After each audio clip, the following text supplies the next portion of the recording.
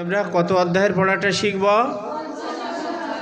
পঞ্চদশ অধ্যায়। পঞ্চদশ অধ্যায়ের নাম কি?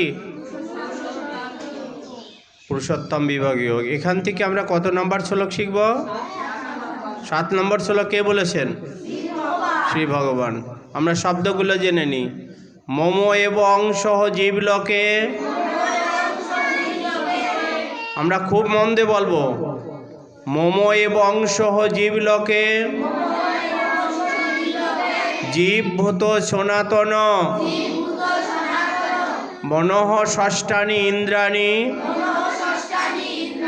প্রকৃতিস্থানি কর্ষতি। মম এব অংশঃ জীবলোকে মম এব অংশঃ জীবলোকে জীবভূত সনাতন মনঃ ষষ্ঠানি ইন্দ্রাণি প্রকৃতিস্থানি কর্ষতি। এখন আমরা অনুষ্ঠব ছন্দে পাঠ করব। মম এব অংশঃ জীবলোকে জীবভূত সনাতন মনঃ ষষ্ঠানি ইন্দ্রাণি প্রকৃতিস্থানি কর্ষতি। মম এব অংশঃ জীবলোকে জীবভূত সনাতন মনঃ ষষ্ঠানি ইন্দ্রাণি প্রকৃতিস্থানি কর্ষতি। শ্রী ভগবান বললেন, এই দেহে আমারই সনাতন অংশ জীবাত্মা প্রকৃতিতে অবস্থিত মন পঞ্চ ইন্দ্রিয়কে এই সংসারে আকর্ষণ করেন।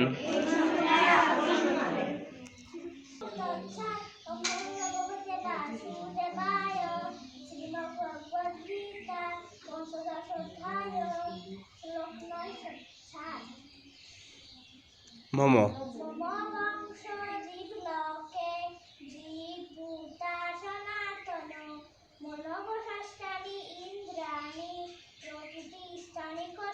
তার জন্য একটা জোরে তালি দেওয়াই উচিত।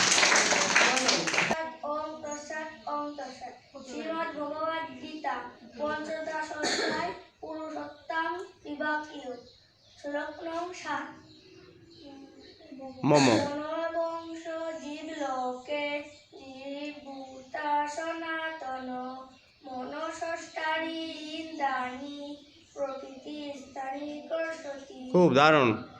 শ্রীমদ্ভগবদ্গীতা পঞ্চদশ অধ্যায় পুরুষোত্তম যোগ। শ্লোক 7। শ্রী ভগবান বলেন, মম এব অংশঃ জীবলোকে জীবভূত সনাতন মনঃ ষষ্ঠানি ইন্দ্রাণি প্রকৃতিস্থানি কর্ষতি। শ্রীমদ্ভগবদ্গীতা পঞ্চম দশ অধ্যায় পুরুষোত্তম যোগ। 7 নম্বর শ্লোক। মম এব অংশ জীবলোকে জীবভূতং সনাতনি প্রকৃতিস্থানি ইন্দ্রাণি প্রকৃতিস্থানি কর্ষতি। প্রকৃতিস্থানি কর্ষতি। ভগবদ্গীতা পঞ্চদশ অধ্যায় পুরুষোত্তম যোগ। 7 নম্বর শ্লোক। ভগবান বাচক, মম এব অংশঃ জীবলোকে জীবভূত সনাতন মম ষষ্ঠানি ইন্দ্রাণি প্রকৃতিস্থানি কর্ষতি। জীবলোকে জীবভূত সনাতন মনঃ ষষ্ঠানি ইন্দ্রাণি প্রকৃতিস্থানি কর্ষতি। জীবলোকে জীবভূত সনাতন মনঃ ষষ্ঠানি ইন্দ্রাণি প্রকৃতিস্থানি কর্ষতি। জীবলোকে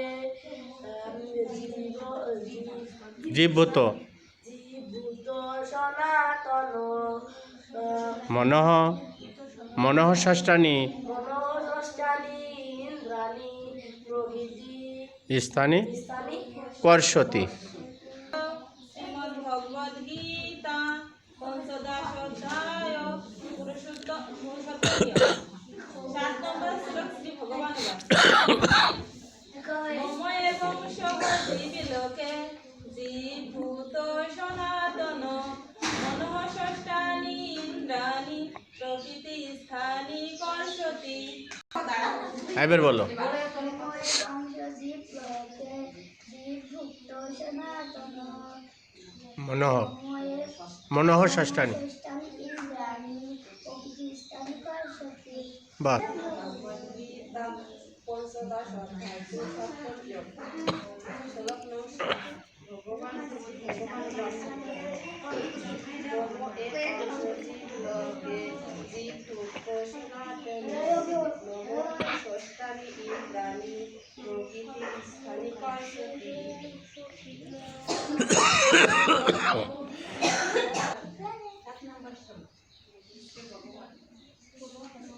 মময়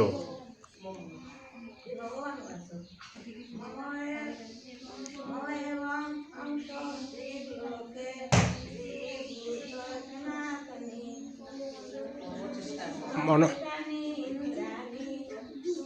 প্রকৃতি স্থানে কর্ষতি।